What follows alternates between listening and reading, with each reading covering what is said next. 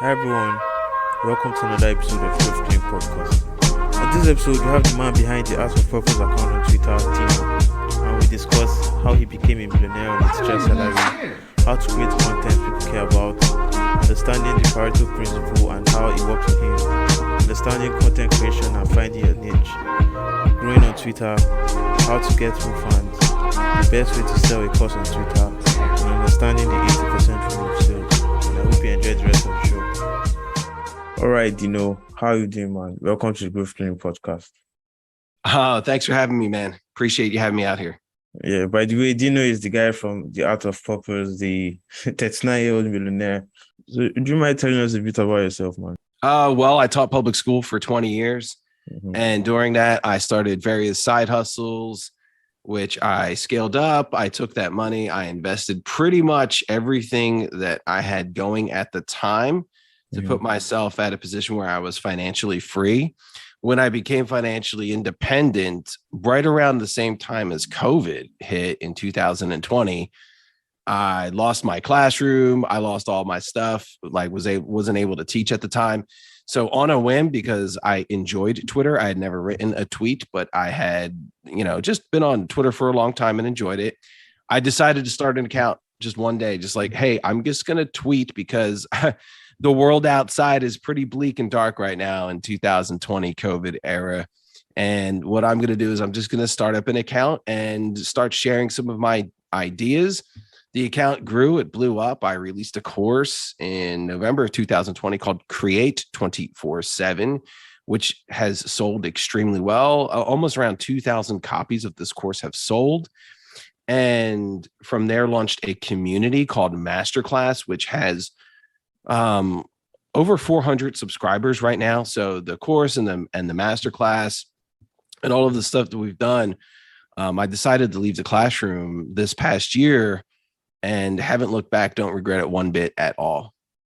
Yeah, so you might tell us a bit about your masterclass. Okay, so this is like a really good story because I learned one really big thing about being an entrepreneur. And the big lesson is this: it's give people what they want. Right. And when I know, right, it sounds so simple, but you'll be shocked at how people are resistant to the right path, the easiest path, actually, the path with least resistance. So Create 24/7 was doing extremely well. And I was making more money at the time in November of 2020. My course was selling more than what I made as a teacher. And this to me was like mind blowing. In the first month it was released, I was like, whoa, I can't believe this. I was happy just to make a few extra bucks, but it started selling really well. And what we were running was like promotions with it. Like if you purchase the course, you get a week with me and Save Your Sons and Ask the Giver and Joey Justice, the Cypreneur, right? So people would buy the course and we do like a little bit of a week-long coaching as a bonus to help get them primed. And people loved it so much, they would like buy the course again and again and again because they just wanted to do like the week coaching with us. They had so much fun doing it. So people were like, hey, look, can you start your own community? I'm in like on Twitter. If you don't know this, guys, there's like things called engagement groups, right? I know that you know it. Yeah. And, a new account goes on and they don't know where to start and they join these engagement groups and they're not very good and you're forced to like and retweet all of this content. But what we thought was, what if we put something that's like a course that has a lot of instruction involved with it and you can get feedback from us directly and had like a little bit of an engagement group access point to it, which was it's not the focal point at all. And it's completely optional, but it is there. And people were asking me to do this. And I was like, no, I'm not doing this. For 2 months, I said no. And it was really foolish. It was really stupid. And one day I was like, okay, I'm going to do this. It was during my spring break as a teacher. I had 1 week, right? So I put it together, put up a Discord server, promote it. And I got like something like 100 subscribers just like in the first week, which was really super cool. And so on top of the course, we also had our masterclass with the two selling really well. Masterclass right now is number 8 on Gumroad overall. And it has just absolutely grown like wildfire since then in the past year that it's been up.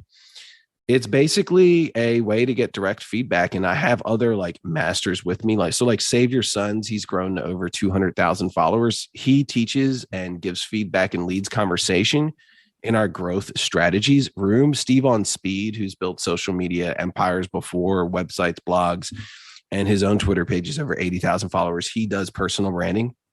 And it's kind of like a mastermind. People share what they're doing as well, and they share their wins. We hold contests. It's just a lot of fun, and it's a place to keep people motivated and excited about coming on the Twitter every single day. Mm-hmm. So how do you create content that people want to read? Okay, so what you need to do is creating content is all about your ideas. Mm-hmm. So one of the first things that I would do is I would be very mindful about what I consume. Right. So most people, they come on Twitter and they have a consumer mindset. That's fine. I used to have this as well. Right. I used to have that way of like, hey, I'm going to be on Twitter and I'm going to be entertained forever. Okay. Mm-hmm. But what you need to do is you need to take the mindset shift. You need to take the mindset shift of being a content creator, which is a lot different. Right. The world wants you addicted to stuff and consuming and continually consuming. That's not a good place to be. And actually what you need to do is you need to just look at it differently. Okay. So you can take what you consume and you can like find ways to, so for instance, let's say that you're watching a movie. Instead of just watching a movie, maybe like ask yourself some specific questions after you watch the movie that are going to make you more in tune with what's going on. Like for instance, I watched the movie The Founder recently, which is about the guy that built McDonald's. I found that really fascinating. It was a great movie. Instead of just being entertained by it, maybe you can watch it and be like, well, what is the one big take from that movie? And the one big take that I had from that movie was that your mindset dictates your future actions. And like, I actually turned that into a tweet, right? And it got something like 1,000 likes. Mm-hmm. Right. It's not exactly that tweet right there, but it was inspired by that idea. And what you need to do is whenever you're consuming information, you need to become more aware with it. Maybe you could ask yourself, what did I learn? Did I agree with it? Did I disagree with it? Did it remind me of something that happened before in my life? Maybe I can turn that into a thread or try to summarize things into one idea. Twitter is the art of distilling down into one sentence, one idea, one simple idea that goes out onto the timeline and potentially goes viral. In terms of becoming a billionaire, what mindset shifts? Because I think I read your thread on how you became a billionaire turned from a teacher into a millionaire. So what mental rewiring did you have to do to become that? Oh, that's a good question. Mm-hmm. So, most of my, like in my 20s, I was not very good with money. I came from pretty much like just a blue collar background. You know, my parents didn't talk about stocks. My parents didn't talk about investing much. You know, they were just like regular people who worked every day. And, you know, when I got older, I became a teacher and I just spent all of my paycheck. You know, I'd get my paycheck and, you know, go out. And I got married and we were married and we were still, even with our two salaries, we weren't making any progress. We were in debt. And one day I just literally had enough of it. I was 32. I woke up. I still remember waking up out of bed that day and just be like, I am going to do whatever it needs to take to become wealthy. I made that decision. Mm-hmm. So from there, I was like, okay, I'm going to take a look at all of my finances. I'm going to start here. I'm just going to start cutting things out. And instead of like eating out like 3 or 4 times a week, I was just like maybe like once a month. And I started cutting all these subscriptions. I know a lot of people on Money Twitter talk down on people who like start doing that, but there's two ways to get wealthy. You either have to cut what you're spending and invest it, mm-hmm. and or make more money. Right. And I respect both of those choices. I decided to do both because I wanted to get there as quick as possible. So I cut my spending down by about 60%. And my wife and I, we were investing around 60-70% of our income. So we cut all of that stuff. But what else also at the same time I was doing it, the exact same time, I started side hustles as well. Like, and this was 2012, 2013. I decided to just do flipping, kind of like what Joe Hart and all those guys do on Twitter with PFP. I started my own little flipping side hustle. And from there, sorry, I'm losing my voice a little bit. And from there, I just learned a lot about like copywriting and taking really good, like flipping is all about taking good pictures, copywriting, putting out good advertisements. And from my side hustles that were going on and my cutting down and saving money, this excel, like, I mean, we were really hardcore about what we were doing. I had a Mustang, like for instance, I had a Mustang convertible, right? Like I had a car that people loved, leather interior, loaded Mustang, thought I was cool, but I was broke, you know? And that week, I was like, no longer am I going to pretend. So I went out and I traded that car for a Nissan Leaf, and people thought I was crazy. That's one of like those little electric cars. You know what I'm saying? And I was like, you know what? If you're not wealthy, you don't deserve nice things. That's honestly, I truly believe this. And I know some people are like, go spend that $5 on coffee, go do that Netflix subscription. I still don't watch Netflix because I got better things to do with my time. Like being entertained and having all of those subscriptions and playing video games, it's nice. Look, it's nice to do if you're very self-disciplined and you could do it every now and then, but they're designed to be addictive, and people don't just pay with their money, they pay with their time as well. Another thing you pointed out was that you exploited the Pareto principle, where 80% of results come from 20% of your actions. So in terms of your life, what was 80% of your actions and result? Okay, yeah, you're talking about that thread that I posted that did very well, and I was talking about that. So I think that one of the mistakes that people make is that they try to do way too many things at once. Okay, and one thing that I have learned is that if you have something that's successful, you should continually double down in what is successful. Okay, so a person that doesn't make it, right, is somebody who is like, they try something, they do it for 2 weeks, and they're like, oh, I'm not really getting the results yet. And then they just move on to something else. And then they try it. And guess what? They just keep doing it again and again and again. Well, they're not focusing on the 20% that's getting results. For instance, and I just talked about this earlier, I should have picked up on this soon. I had the course Create 24/7. That was doing really well. Going back in time, what I would have done is I would have doubled down on it quicker. Okay. And given people what they wanted more. That's the 20% right there, right? Like, so people were taking the course and they were like, AOP, start a community. I'm tired of these engagement groups. I want you to start one. It'll be so much more exciting and we can learn a lot more while being in the group. And I was like, no. See, that was me not paying attention to the Pareto principle. What I should have done immediately is gone more in to what people wanted down. So like really masterclass is a double down of Create 24/7. And even previously, instead of saying, hey, I'm going to do 5 different side hustles, I didn't do that. All I did was try to become the master of flipping, right? At the time when I was doing that. So I think it's better to dedicate yourself to one thing and go really all in. Now, one day, like if you do it for 7 or 10 years, that's different and you really do well at it. And then at the point you're in a position where you can change, then you change. But I think many people, they just like kind of wander aimlessly. And I've been there as well.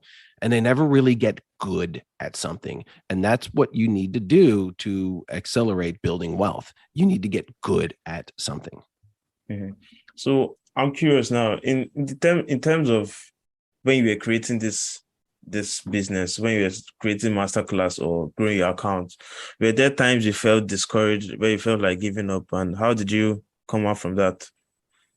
Oh man, that's such a good question. I'm going to be honest with you. There was a time in August of 2020, I had 1,000 followers on Twitter. My account did not grow very well at first. It did okay. Like it took me 3 months to get 1,000 followers. And I know for a lot of people that's good, but some people might be like, well, I was at 10,000 followers. That's fine. But there was a time in August of 2020. I was just like, this is the dumbest thing I'm doing. Like, why on earth am I on Twitter right now? I'm wasting my time. I'm already well off. I have a job that I like. And why don't I just, quit this Twitter account? It was fun. We had a good time. We met some cool people and just move on and do something else. That would have been one of the worst decisions I ever made in life if I had decided to do that. I think the way, and I remember going to sleep that night feeling like that. But I woke up, this is crazy. I woke up the next day and I just forgot about it. And I was just like, man, I woke up the next day and I was like, I can't not talk to my homies today. I can't not talk to my friends. I can't not, I gotta go do this. I woke up, and it's okay to sometimes feel, I think it's okay to just, you're going to have a moment where you're not really feeling good about things. And I think that's totally natural. That's totally fine. But, and I've written about this before, a lot of people will ask me this question. They go, AOP, I'm struggling right now. I'm dragging. How are you able to get so much done? How are you able to put so much effort in? Okay. So I think the key to this is to view everything like it's a game. I always have fun. I focus on having fun more than anything. And, I'm on Twitter, and I say this again and again. Twitter is a networking site. Look at what you're doing. You're doing a podcast, right? Yeah. And you're meeting all these cool and interesting people, right? You know what I mean? That's what it's about, man. It makes Twitter more interesting. So view everything through the lens that it's a party. I think it's the key to making sales. It's the key to building relationships. It's the key to content creation. I don't get bored because I'm having fun. And if you're not having fun, maybe you might be surrounded by the wrong. You got to find your tribe, right? There is a little bit of a process on this. Find your tribe, find the right people, build yourself a network, a small circle of friends. And every single day, you are going to have a good time. And everything becomes so much easier when you learn how to have fun. Yeah. So in terms of your roadmap to growing your accounts from maybe after the 1K followers till now, how did you do that? Oh, how did I get to 100,000 followers? Yeah, from 1K followers. Okay, so my first 3 months I said were really slow. And I'm like a boomer, right? Like I came onto Twitter. I never even knew how to tweet before. And I was just crawling along. Well, around 1,000, I started to really focus on writing threads. That was the big shift, right? And I know you've had success doing this as well. Yeah. Threads are a growth gold mine. And I was talking to my friend J.K. Molina at the time. And I don't think threads were that popular when we started doing them. They really weren't back in 2020. And we started to really break down the science of writing threads and writing about what people want. And I wrote one thread one day about lessons I learned while becoming a millionaire, right? And that thread got me 1,500, 2,000 followers. And I was like, whoa, this is so cool. I think I've stumbled upon something that is just absolute gold. So, and I was talking with JK about it. It's just well, just take these threads and repurpose them, tweak them in little different ways. And I'm not I don't consider myself a thread guy. There are thread guys on Twitter now, but the quickest way that so I started writing threads about my life story, about the day I became a millionaire, about how it felt. I started talking about mental models that I employed. And then I started to write some fun threads, lesson, so the worst pieces of advice. I had a thread that I wrote about that, and that got a couple thousand likes. And I've written about Elon Musk, or I've even written threads about homeschool, right? My perspective as a teacher about homeschooling that have just done extremely well.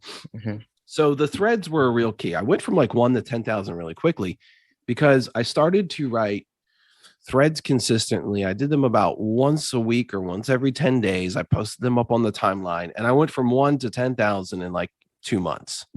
So I was gaining 5,000 followers a month at that point. And ever since then, I've been pretty much on that same pace of 5,000 to 7,000 followers per month. So I feel like it's in the process of writing threads that you find out what people want to read, what people want to see. And then you can create a masterclass or an ebook or a course around it, don't you think? Yeah, well, right. What you're doing is you're focusing on that 20%, right? Mm-hmm. That's what you got to do. And this is one of the keys to content creation. And you know this as well, because you're a really great writer. Mm-hmm. And what you have to do is this. It's like a laboratory. And I have this in Create 24/7. I actually show you the step-by-step process that I take. Mm-hmm. So I take very detailed notes over how all of my tweets perform. Wow. Very detailed notes. So like, and I even in the course, I actually show you, like, I have an Apple Notes. I'm an Apple fanboy, right? I have a Mac Studio and I have iPhone and I do this. So I'm very conscious about how, so I take screenshots of all of the analytics for all of my posts. Mm-hmm. So when I post, I take a look at them and I take a look at like the likes to the likes to impressions ratio. Okay. Mm-hmm. And I want to see that go like at least over 1%. And when I see that, especially from a smaller account, you're going to know that that's what your audience is interested in. Sometimes I just look at like the bare, like, hey, this one got like 1,000 retweets. Or what I like to do, I think the most underappreciated Twitter statistic is profile visits. Yeah.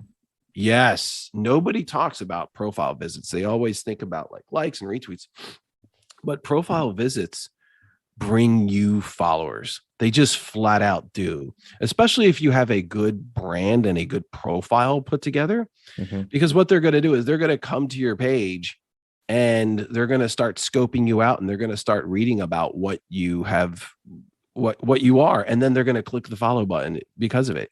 So mm-hmm. There are certain tweets, and I talk about this at Create 24/7, that are engineered to bring you profile visits. And so whenever I write a tweet, I think kind of what the result I want ahead of time. Okay. Mm-hmm. So I'll go, do I want to tweet with lots of likes and retweets? Then I'll write one of those. Or do I want a tweet that's going to help me bring true fans and like bring a stronger relationship with my audience? Then maybe I'll write a thread. Right. Mm-hmm. Or do I want a tweet that's just going to get people to click on my profile and a surface level understanding of what I do is going to be there, right? Maybe they'll subscribe to my email list or something like that. But I can write tweets consistently that will get like 1,000 to 3,000 profile visits. Mm-hmm. And that's going to be converting a lot of people when they go to, usually when I tweet about, how much I've made on Twitter. I mean, I'm very honest about what I do, or about my journey on Twitter, about like how I left my 9-to-5 online business. That gets a lot of people's attention. Yeah. And what they're going to do is then they're going to go to my profile and then they're going to like be like, well, who's this guy? I've never seen him before. Oh, then they're going to, maybe sign up for my email list, or maybe they'll buy a course, or they're going to at least click the follow button because of it. But I pay really close attention to my analytics, and there is nothing wrong with rewriting some of these tweets that you have done in the past. I think that I'm very open about it. Mm-hmm. Like, for instance, I one day, and you have to mix things up, of course. Yeah. But one day I tweeted about how the most important financial decision you ever make is the person that you marry. Mm-hmm. Right. And I believe that's absolute truth. I tweeted that out, and I was just casually walking and I tweeted that well over 1,000 likes, but I've rewritten that tweet like every 3 months, because it's something that needs to be said every now and again. And you have to understand how Twitter works. Twitter's not like YouTube, where you make one video and it's there forever and it's evergreen content. Okay. Twitter's not an evergreen content site. Yeah. Okay. It's constantly like, hey, what's everyone talking about today? So it's very different. So I intentionally keep track of all the analytics for all my tweets. And sometimes I'll wake up and be like, hey, I haven't talked about homeschooling in a while. So I wrote one today about that. Or I haven't talked about pieces of financial advice, or I haven't talked about my Twitter journey. So sometimes we'll go in a completely different direction and brand new direction, but usually a lot of the time it's like, hey, what have we talked about in the past? How can we say what has been said even better? Mm-hmm. So in terms of marketing your courses, do you just focus on Twitter? Do I focus on making it cheaper? Do you just focus solely on Twitter? Oh, on Twitter. Oh, yeah. Yeah. you're asking some good questions. This is a good question, man. No, I don't. Now my main course is Create 24/7, which is a content and how to build a Twitter account guide for Twitter. So it would make sense, right, to sell to Twitter primarily. Yeah. But here's the thing. There's a lot of things. There's more nuance to it. You can't just go to your timeline and sell. And you've probably noticed this too. Have you ever seen these accounts that are out there and all they do is spam ads to their timeline? Yeah, right. It's kind of annoying, right? So what I like to do instead is, now I will sell to the Twitter timeline. Okay. But form an email list instead. I think that's the better way to go. Form an email lists. Do spaces. Spaces are a gold mine. Do podcast. I love talking too. So sitting down with you and talking is great. Podcasts. Sell to your email list. Do spaces. You can go and do blog posts as well. One of my best affiliate marketers is your friend Andy. He has sold about $10,000 worth of my course just through a YouTube video that he made. That's it. He made one video. It took him 8 hours where he talks about creating masterclass, and he gets signups every single. Last night he sold $400, and I'm like, from a YouTube video, because he has some. I don't know how many. I can't speak on how many subscribers he has. He's a big YouTube channel, but but the point is that you can have them out, and you can't just sell primarily on Twitter. What you need to do is expand your scope. So if you're brand new and you want to kind of expand your scope, I would focus first on building an email list and write to them once a week. And you can either pitch something at the end of a valuable email, like maybe you can talk, like I'll write an email about ways that I get ideas for writing content on Twitter. And it'll be a very valuable email. And then right at the end, I'll say, hey, if you want to learn more about how to create content, get this course, Create 24/7, with a link right there. I think that's okay. Right. A rule of thumb that I use, and I actually stole this from Justin Welch, is it's actually an 80-20 rule with selling, right? 80% of the time you're giving value and 20% of the time you're asking. Okay. So on my Twitter timeline, I will pitch once a week. Okay. I think that's fair. So what I'll do is, after a post that does really well, I'll tie it into either Masterclass or Create, or even another one. I have Twitter templates called 101 Ways. I'll tie it into that, right? Or sometimes it's an affiliate market. Somebody else might have a course, or I'll help somebody else out. Okay. Or I'll host a Twitter Spaces, and then at the end of it, I'll say, hey, check out this. Okay. Or I'll give a valuable email and then say, hey, here we go at the end of it. So 80-20 rule when it comes to providing value and selling. I think some people, the two biggest mistakes people make when it comes to selling is that they try to sell way too much, right? Where they well overdo it, and then people come desensitized and they just stop following you, because you need traffic, right? You'll lose traffic like that. And then number two is they sell way too little. Like they're like, I never make any. Well, you got to ask, right? And every now and then you got to put in an ask there. So that right kind of formula is around 20% going for the ask. That makes sense. So final question, if you were to start all over again, what would you do differently? This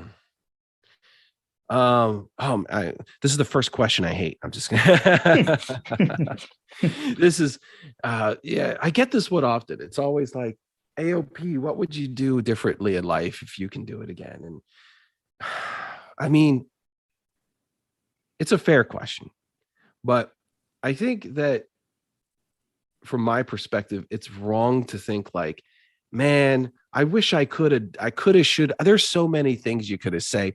I could have, should have invested in, Microsoft or Apple back in 2000 or 1992 or something. There's so many things you can kick yourself for, and you shouldn't, because sometimes you got to do the wrong thing to get to the right things, right? And you have to embrace the journey. And by messing up, and I've screwed up many times, I wish I had started working on financial independence a lot sooner than 32, but I needed to get to a point in life where I had to feel what it was like to be broke. And maybe I had to hit that spot where I was like, no more. Right. So if I were to do anything differently, specifically with Twitter, this is a general one. I should have listened to what people wanted to sooner, and I should have paid attention to what people want more. And I know some people be like, AOP, that's not the most authentic thing. I want to say what I want to say. That's fine, but that's a bit of a consumer mindset right there. Yeah. Right? Because at the end of the day, as a content creator or somebody who runs a business seriously, you have to earn people's business, and you do that by giving people what they want. And once I figured that out, everything became so much easier for me. All right, man. It's been good. It's been good having you on the show. So where can people find you on the internet? All you need to do is give me a follow at creation 24/7 at creation 247, and give me a follow on Twitter. Check me out there. And if you're interested, you can join our community, masterclass247.com. There's a link in my bio about that. Or if you're interested in a course for learning about how to check out how Twitter works, all you need to do is check out Create 24/7. That's it, man. All right, man. Thanks for coming to the show. Absolutely, man. You have yourself a good one, all right? Thank you for coming this far. Thank you. I created the program for people feeling stuck, struggling with an addiction, trying to find their path, and want to become whole again. It is called the Self-Mastery Program. Please check out the show notes to get a copy, and I hope you enjoy the rest of your day.